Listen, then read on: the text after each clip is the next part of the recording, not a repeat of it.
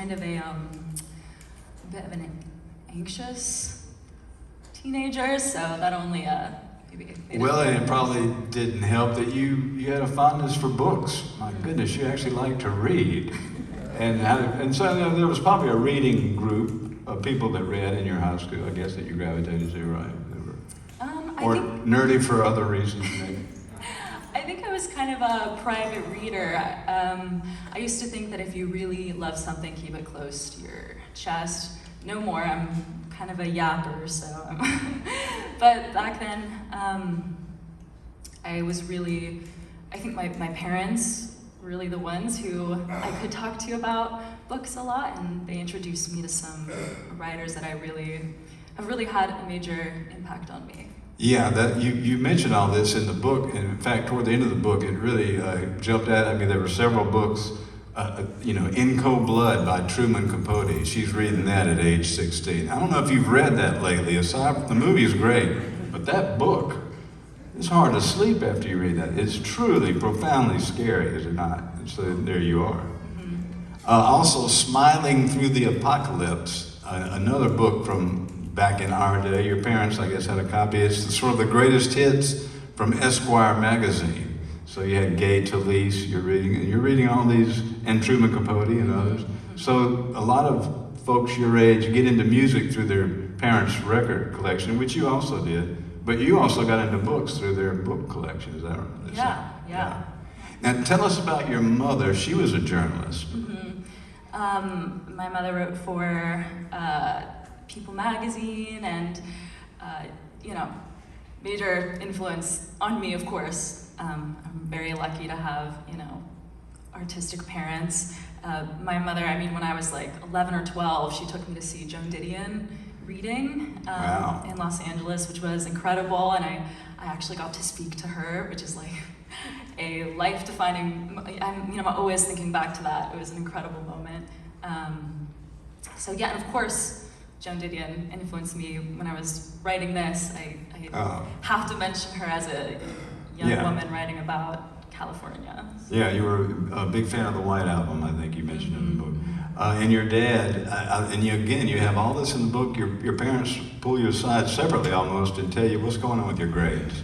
Well, are you nuts? Your father even speaks to you almost like a teenager. Don't be and it works. You kind of start trying to study a little more, right? And you want to get into college.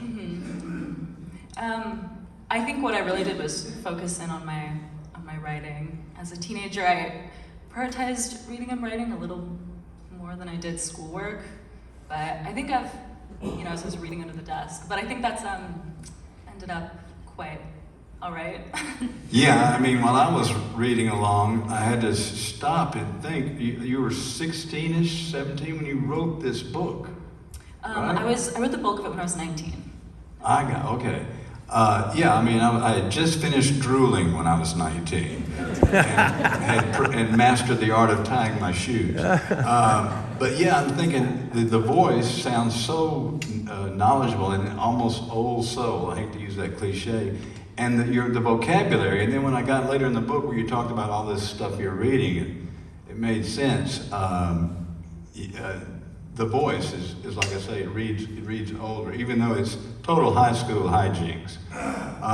And now you've sold this thing to Netflix. You did get in college, which was a big thing in the book, at Santa Barbara, and you studied creative writing. How in the world do you end up in Oxford, Mississippi? How does that? Did you think I need somewhere weird to go? I'm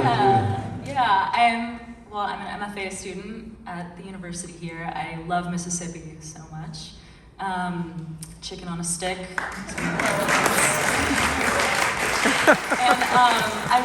And my best friends have come to visit me here. 2 of them are from LA, one's from Florida, and they all love Mississippi too.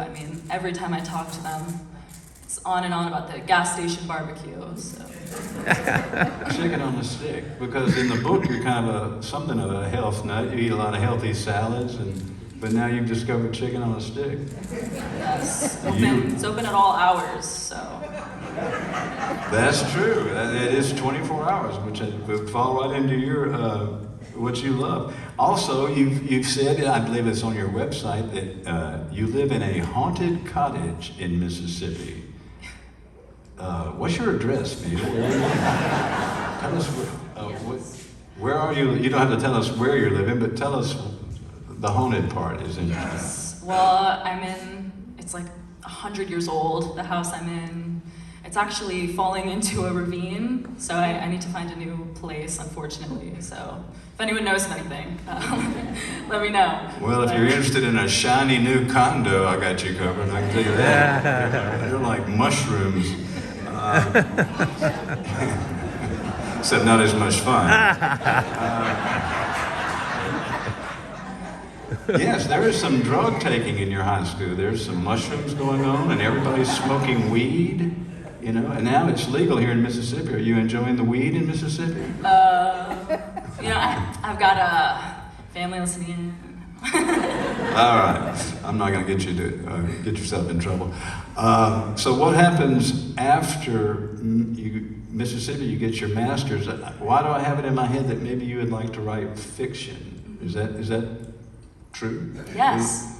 I mean, you did so well with this memoir essay format, but you really want to write novels. Mm-hmm. Well, I mean, of course, I think I started out with nonfiction because all the writers I'd been exposed to at a very young age all wrote nonfiction in a very cool and slick gonzo way.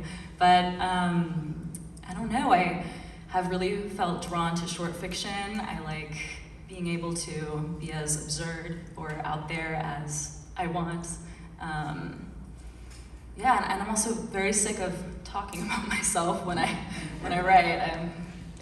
Yeah, something to hide behind.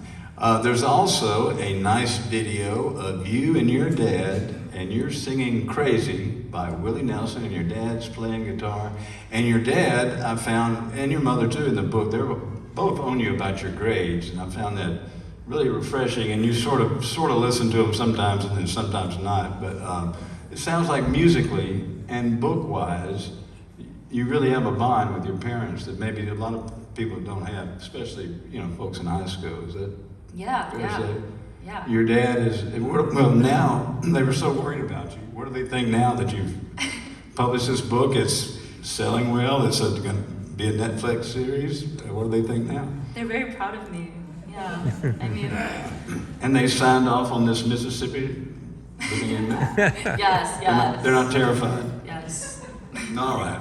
Well, we are delighted to have you here, and anyone who has read the book knows how funny it is, and I encourage each and every one of you. It will remind you of your high school days, pardon me, and also how things have changed over the years in high school.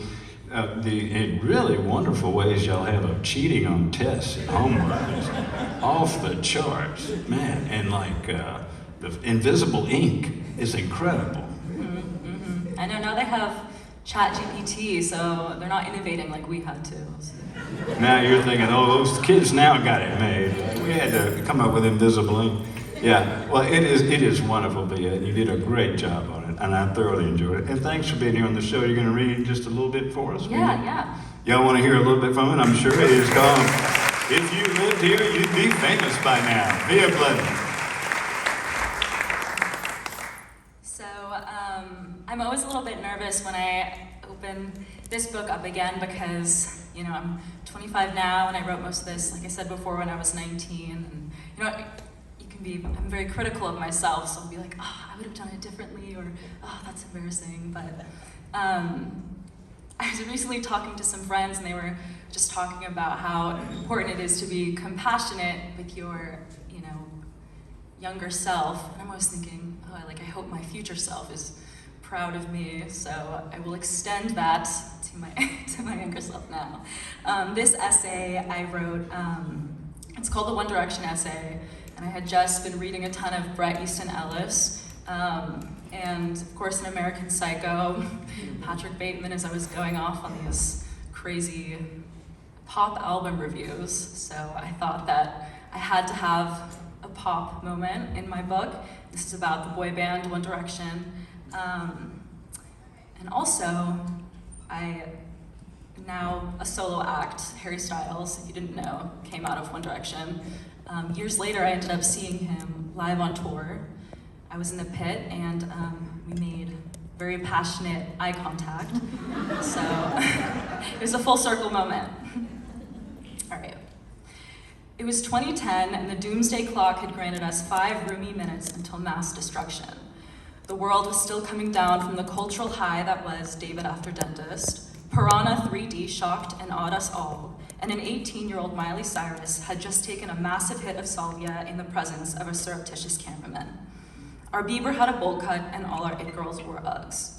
Placated by a recovering job market and the deceptive calm of an early Obama presidency, suburban America was relatively comfortable. But the arrival of the sleek, trendy iPhone aligned the internet with social prosperity, introducing both a new mainstream and a strange undercurrent of teenage restlessness. Every 10 years or so, news media slips into crisis mode and asks what could be responsible for tempting America's honor students away from soccer practice and toward hormonal deviancy. Who will be elected scapegoat? But it wasn't 1969 anymore. Blameless was the sex cult. The culprit was a bit more abstract, and it was coming from inside the house. Call it an on. Thank you.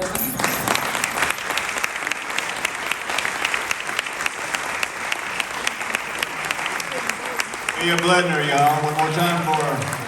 Thank you.